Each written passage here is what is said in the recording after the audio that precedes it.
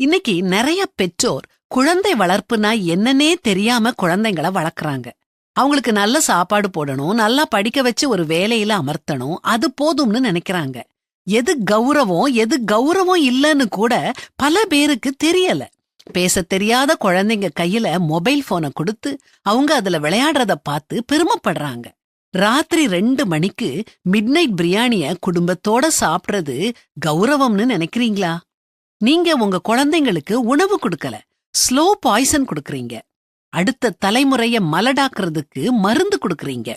நம்மில் பலர் குழந்தைங்கள உருவாக்கல, நிறைய வருமானம் கொடுக்கும் ஜெர்சி மாடுகளைத்தான் உருவாக்குறோம். உங்க குழந்தைங்களுக்கு தன்னம்பிக்கைக்கும் தலைகனத்துக்கும் வித்தியாசம் தெரியுமா? சொல்லி கொடுத்திருக்கீங்களா? இனிமேல் சொல்லி கொடுங்க. உங்க குழந்தைங்களுக்கு நம் தாய்மொழி தமிழ்ல 5 நிமிஷம் தொடர்ந்து பிற மொழி கலவாமல் பேச தெரியுமா? சொல்லி கொடுத்திருக்கீங்களா? இனிமேல் சொல்லி கொடுங்க. உங்க குழந்தைங்களுக்கு உங்க மாத வருமானம் தெரியுமா? அத வச்சு ஒவ்வொரு மாசமும் குடும்பத்தை எப்படி நடத்துறீங்கன்னு தெரியுமா? சொல்லி கொடுத்திருக்கீங்களா? இனிமேல் சொல்லி கொடுங்க. இது தெரியாமல் தான் இன்னைக்கு பலர் லட்சத்துல சம்பளம் வாங்கினாலும் இஎம்ஐல வாழ்க்கைய தொலைச்சி விழி பிதுங்கி நிக்கிறாங்க.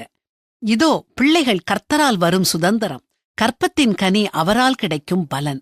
கடவுள் நம்மள பார்த்து இந்த பிள்ளையை எனக்காக வளர்த்து கொடுன்னு சொல்லி பிள்ளைங்கள நம்ம கையில கொடுத்திருக்காரு. அவங்கள நல்லா வளர்க்க வேண்டிய பொறுப்பு நம்முடையது. அத நாம கவனமா செய்யணும்.